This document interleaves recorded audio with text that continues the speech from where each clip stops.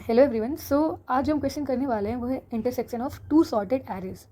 मतलब कि हमें दो सॉर्टेड एरेज गिवन होंगे एंड हमें उसका इंटरसेक्शन करना है। इंटरसेक्शन क्या होता है? मतलब जो हमारा दोनों में प्रेजेंट हो। ठीक है, अगर मान लो यहाँ पे 2 है, यहाँ पे 2 गिवन है, ठीक, तो ये दोनों इंटरसेक्शन हुआ। ठीक, फिर यहाँ पे 2 है बट इसमें और 2 नहीं है, ये ऑलरेडी टेकन है, तो इसको हम इंटरसेक्शन में नहीं लेंगे। इसको कैसे सॉल्व करते हैं, इसका brute force and optimal approach मैं भी बताऊंगी।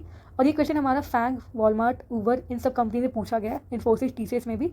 तो ये काफ़ी अच्छी है लॉजिक बिल्डिंग में एंड एरेज और 2 पॉइंटर अप्रोच को समझने में। ठीक है, तो हम पहले ब्रूट फोर्स अप्रोच देखेंगे। ठीक है, ब्रूट फोर्स के लिए आप इन दोनों में से किसी एक पे आप एक विजिटेड एरे नाम का एक एरे बना लो जिसको आप 0 से इनिशलाइज कर दो। ओके, तो मैंने बी वाले पे इतने पूरे टर्म को 0 से इनिशलाइज कर दिया। ठीक है, क्योंकि अभी मैं बताती हूँ। अब देखो आप, अब क्या करो, यहाँ पे ए में जो हमारा पहला एरे उसमें देखो 1 जो है वो 2 में है, नहीं है, तो इसे कट कर दिया। अब 2 को देखो आप, 2 हमारा बी में प्रेजेंट है, हाँ प्रेजेंट है, तो ये जो विजिटेड इसको 0 से कट करके 1 कर दो। ठीक, अब यहाँ पे 2 आ गया और यहाँ पे 3 आ गया। ठीक, 3 तो 2 से बड़ा है और ये हमारे सॉर्टेड एरे है, मतलब अब 2 आ ही नहीं सकता है, तो ये भी कट करके आप नेक्स्ट एलिमेंट पे मूव करो। अब 3 है और यहाँ पे 3 ऑलरेडी है। ठीक है, तो ये इंटरसेक्शन में होगा हमारा, सो आप इसको कट करके 1 कर दो। ठीक, अब देखो फिर 3 आ गया और अब इस 3 को आप इस 3 से नहीं इंटरसेक्ट कर सकते हो कि ऑलरेडी टेकन है। ठीक है, यहाँ पे दिख रहा होगा आपको, बट हम लोग अपने नेक्स्ट एलिमेंट जब जाते हैं तो अभी हमारा 3 है, तो ये हमारा इंटरसेक्शन यहाँ से हो गया, तो इसको कट करके मैंने 1 कर दिया। ओके, अब हम 4 पे हैं। ठीक, 4 हमारा 3 से बड़ा है, राइट, तो हम लोग एक +1 करेंगे और नेक्स्ट एलिमेंट पे मूव कर जाएंगे। राइट, तो 4 हमारा 3 से बड़ा है, तो हम नेक्स्ट पे मूव किए तो हमारा 5 आ गया।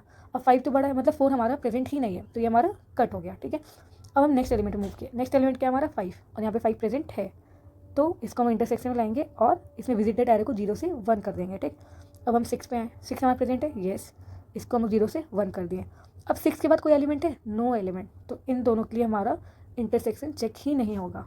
ओके, तो ये था हमारा ब्रूट फोर्स अप्रोच जिससे हमारा ये आंसर आ गया। ठीक है, तो चलो अब इसका एक बार कोड समझते हैं। ठीक है, कोड में क्या करेंगे, हमने एक 2 लूप रन किया, इसको हम लोग n1 मान लिया, इसको हमने n2 मान लिया। ठीक, पहला लूप जो हमने रन किया वो i = 0 से n1 किया, दूसरा लूप जो हमने रन किया वो j = 0 से n2 रन किया। ओके, अब आप देख सकते हो कि पहले मैंने जैसे आपको एक विजिटेड माना था ना यहाँ पे, तो मैंने पहले इंट विजिटेड n2 क्यों लिखा, क्योंकि मैंने b वाले पे विजिटेड चेक किया। राइट, तो यहाँ पे इंट भी रहेगा, विजिटेड n2 = 0, ये इनिशियलाइज मैंने कर लिया है। ओके, फिर मैंने 2 लूप रन किए, फिर आप कंडीशन चेक करेंगे, अगर एरे ऑफ i की वैल्यू = b j, ठीक, मतलब a में जो वैल्यू और b में वैल्यू अगर वो सेम है और विजिटेड एरे हमारा 0 है, अगर 1 हो गया होगा मतलब ये एलिमेंट तो पहले काउंट हो गया, तो इसको नहीं लेंगे, इसीलिए विजिटेड भी हमारा 0 होना चाहिए। ठीक, फिर यहाँ पे इंटरसेक्शन डॉट ऐड करके आपने एरे ऑफ i को या फिर b ऑफ j किसी भी एक को ऐड कर दो, क्योंकि दोनों हमारा सेम है। ठीक, अब विजिटेड ऑफ j को आप 1 के इक्वल कर दो। ठीक है, क्योंकि वो तो विजिट कर लिया हमने, फिर हम ब्रेक कर गए। ठीक, तो हम लोग देखेंगे अगर b of j is greater than array of i है तो हम लोग यहाँ पे ब्रेक कर देंगे।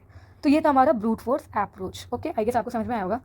इसकी टाइम कॉम्प्लेक्सिटी क्या होगी, वो इस केस में 2 लूप रन किया तो n1 and n2। Space complexity क्या होगी, देखो ये वेरी कर सकती है, कैसे, जैसे यहाँ पे मैंने जो विजिटेड लिया है वो मैंने b वाले के लिया है, अगर यही कोई a पे भी तो कर सकता था, यहाँ के लिए कोई विजिटेड बना सकता था, तो टाइम कॉम्प्लेक्सिटी वेरी कर सकती है। सो सॉरी, स्पेस कॉम्प्लेक्सिटी, तो इस केस में हमारी स्पेस कॉम्प्लेक्सिटी होगी O n2। ठीक है,